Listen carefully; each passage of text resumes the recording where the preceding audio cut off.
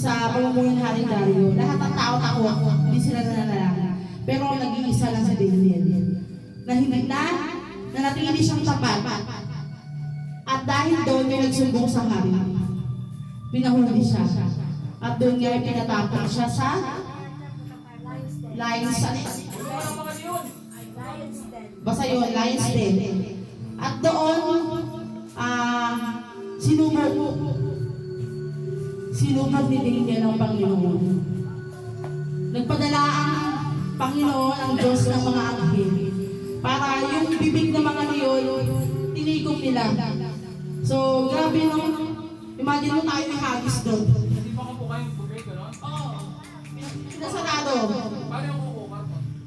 Hindi, parang naging maama nga sila yung nung nandun si Daniel eh. Kumbaga, parang naging pusa. Kumbaga tayo, sa gitna ng ganong sitwasyon, sample tayo yung doon, tapos may leon. Malamang gagawin natin yun, magtatakbo, makikipaghabulan tayo sa leon. Pero si Daniel, grabe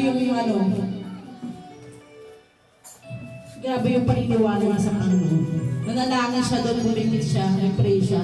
Nagpatira pa siya, alam niya ang Panginoon, nariyan lang. Iiligtas siya.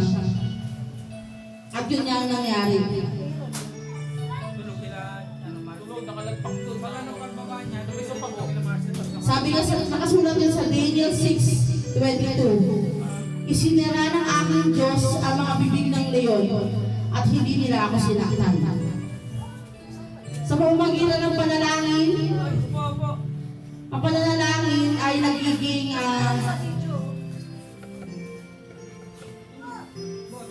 ang panalangin ay nagiging proteksyon natin laban sa mga panganib. So, sa gitna ng at ang panalangin din ay nagiging pintuan ng himala.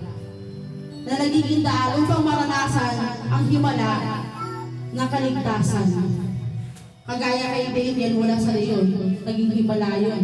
Bukod sa ginawa niya panalangin, naging himala din na ang mga leon niya, hindi siya. And then, at saka ang ginawa ni Daniel, naging patotoo din yun sa lahat. Diba? Kasi ang nangyari, yung hari, pinatapon siya dun eh. Pero nung nalaman niya pinabukasan, na hindi man lang siya na galusan, wala man lang. Yung hari,